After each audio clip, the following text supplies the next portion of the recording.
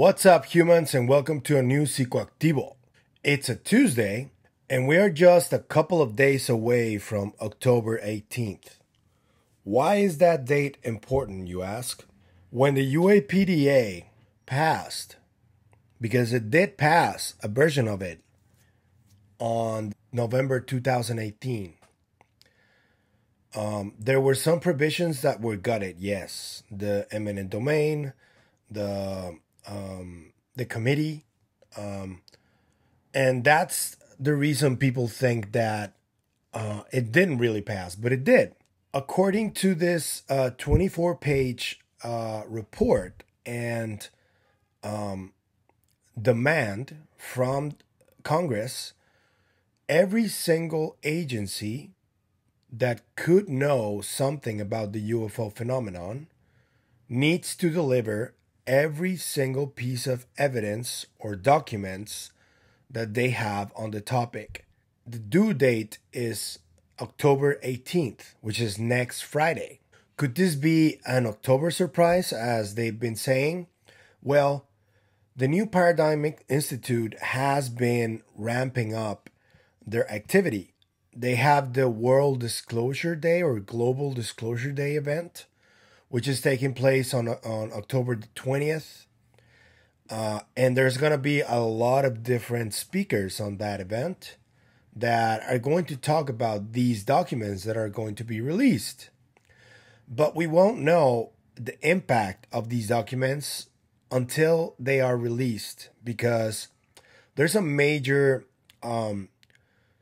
cognitive dissonance between people who claim that they've seen all of the classified data, such as Arrow, and that they haven't seen any evidence of extraterrestrial life, which could be very well be possible because of plausible deniability, and because many of these programs are not within the U.S. government. They're not within any agency either. Many of these programs, if not all, the most secretive ones out there, are within private enterprises. Companies like Lockheed Martin, Raytheon, Boeing, pretty much all of the aerospace companies that are out there and have been alive for decades. If there are any UFO programs, they have pretty much all of the materials. And the law says that a private enterprise doesn't need to present anything to Congress because of copyright protection laws. And that's where this October 18th conundrum comes, because even if these agencies do have some kind of material, some kind of document that does talk about the UFO phenomenon from a historical standpoint, there is a very, very big chance that none of the information is new and that none of the information incriminates any of these agencies. And we've seen, if there are any agencies that are involved in this cover-up, we've already told you guys which ones are like the most usual suspects. We know that the Air Force has been involved in this since the beginning. We know that the CIA has been involved in this. People from the Daily Mail and Chris Sharp from Liberation Times and Matt Ford from The Good Trouble Show, they released an article a while ago, a few months ago, where they say that the CIA is involved in crash retrieval operations, which they call the Office of Global Access. But that name may have changed already, so we don't know what it's called now. Recently, we know that Michael Schellenberger released the name Immaculate Constellation, which is the name of the program that was inaugurated right after the 2017 New York Times article. And according to Schellenberger and the whistleblower that spoke to him, this program deals with all of the data and material from every crash retrieval operation that's been taking place. And in a recent video, which is coming out later today, the whole episode of Weaponized with Jeremy Corbell and George Knapp. They claim that their lives could be in danger just because they're talking about this immaculate constellation. So where does the October 18 document drop fall within all of this? I guess it all depends on whether any of these agencies do have any incriminating evidence, which I don't think they will. As I told you guys, all of that incriminating evidence is within private enterprises. It is not within the US government. It never has been. Even if some of the craft and materials are stored either on Wright-Patterson's Air Force Base or somewhere else, these materials and these craft belong to the private aerospace companies. They do not belong to the government. That's how they have stovepiped everything. And that's how they have classified everything out of reach from any FOIA attempt or out of reach from any person from the government that starts asking questions. They have no access to anything. When Chunker Patrick is saying, we have seen at all the documents, he may well have. But that doesn't mean that he has access to everything, because there's a lot that is not within government. So I don't know if these documents are going to be any actual help to the cause. I hope they are. I hope we can find some decent nuggets in there that can give us at least a breadcrumb so we can go keep digging somewhere else. But I don't expect any major surprises, any October surprise, so to speak. However, I do expect a lot of documents that are going to be dumped to the public, and we are going to go through some of them, the most important ones at least, because whether you like it or not, and this is official already, the U.S. government, people like Barack Obama, Hillary Clinton, President Trump, former President Trump, Carl Nell, people high up in positions of power have come forward to say that these objects are real and we don't know what they are, and we're trying to find out. As far as that is official, that is public, and that is one of the reasons these agencies have to drop their documents. Everything they have available to the public, and we're going to go through them. So let's hope for the October 18th document drop to be significant. I'm not expecting it to be, but let's hope it is. In order to get a little bit more context on what's this going to be like, the man, the myth, the legend, attorney Daniel Sheehan will explain it to you on this new Thinking Aloud show from a month ago. Here it is. Let's talk a little bit about the UAP Disclosure Act, because this October 18th date is coming, and it's coming soon. It's a big date. I know you didn't get everything you wanted, or those who want disclosure didn't get everything they wanted, but it's still something. So tell us a little bit about that. Inform the audience why October 18th is such a big date.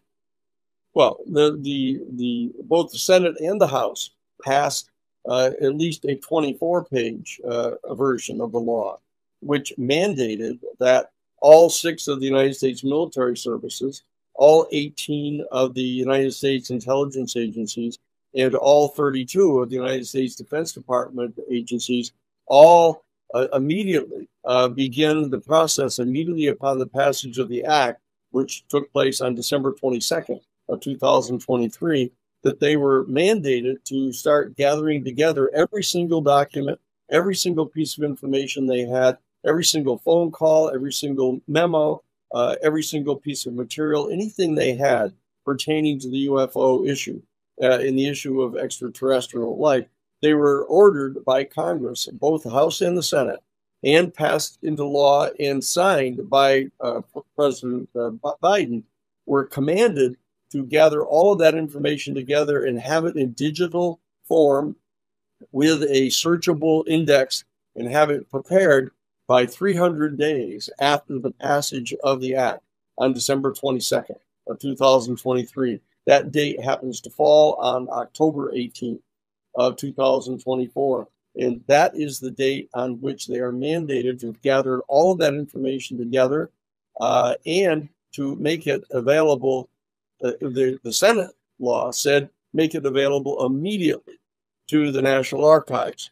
The law that was passed by the House said make it available as soon as possible thereafter. Now, lawyers, our hair stood on end to the extent to which I'm able to do that.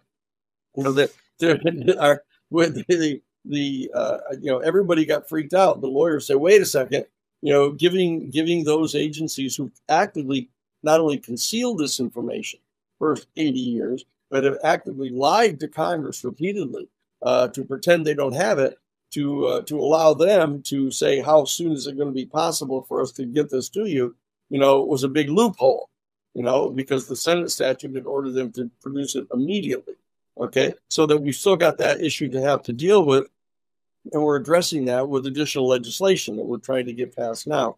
But the bottom line is that date is still there. It's the deadline by means of which it had to be all gathered together and put into digital format with a searchable index and be ready to be presented to the National Archives, which of course would then put it to make it available to the Senate and House Intelligence Committee, which have the adequate security clearances to review that material. And again, because we've had whistleblowers come forward, and obviously you've been privy to a lot of information, much of which you can't speak about, but the record seems to suggest, not more than suggest, they have the technology, they have biology, and that even some of the technology may be operational. Comment to the degree you can, Danny. Well, yes, that is clear. The Senate Intelligence Committee has now secured the testimony under oath of over 40 people who were directly involved in the reverse engineering program and in the crash retrieval program. And so they know that that's true. They've cleared David Grush to testify publicly in Congress, made available to the public, his testimony that we were in possession of more than one, extraterrestrial, non-human origin spacecraft, and the biological evidence establishing that the occupants of the craft were non-human. Okay, so that testimony has now been provided in Congress, and very importantly, has been pre-cleared by the United States Defense Department Office of Pre-Publication Review in Security. So that information has now been made public, but of course now they're trying to assert that maybe they haven't really effectively been able to develop any of that technology. That's information that has not yet been publicly released. That they've been able to figure out some of the technology in this. The two of the craft, when I said earlier, the two of the craft that they recovered were fully functional. That doesn't mean that they know how to fly them. Those craft, they appear to be navigated telepathically. In fact, it's hard to.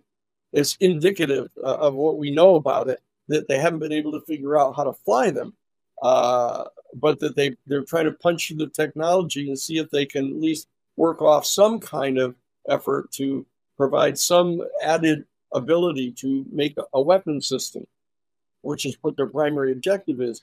That entire program was hidden inside an unacknowledged special access program that was basically known as OSAP, which is the Advanced Weapons Special Access Program inside the Pentagon. So you could tell they were trying to develop weapons by getting at this technology.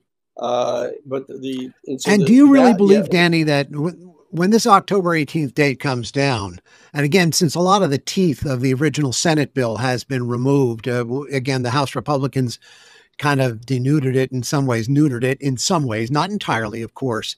But it sounds interesting that you're telling me that the Department of Defense, CIA, and other national security state agencies are more willing to let this information out. Is it because they know the gig is up, or is this part of a long game that they're playing? Well, this is kind of surmise. It has to be made based on what we know.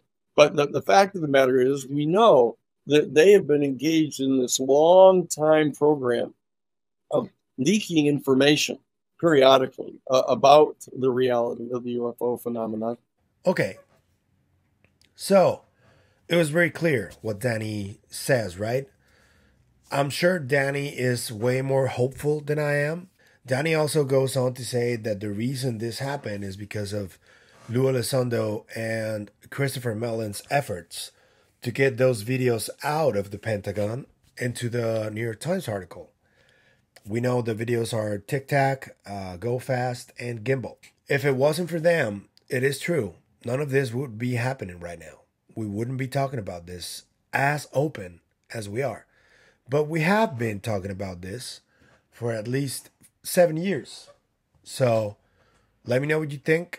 Let me know what the October surprise will be, if there will be any documents that are going to be compelling or that are maybe going to move the needle or not. Let me know in the comments. And if you like the content you see, please like, share, comment, subscribe. Hit the bell notification so you can see when a new video drops. And let me know what you think about this October surprise. What's it going to be? Are we going to see any compelling data or not? So without further ado, I'll see you guys until tomorrow's video. Bye.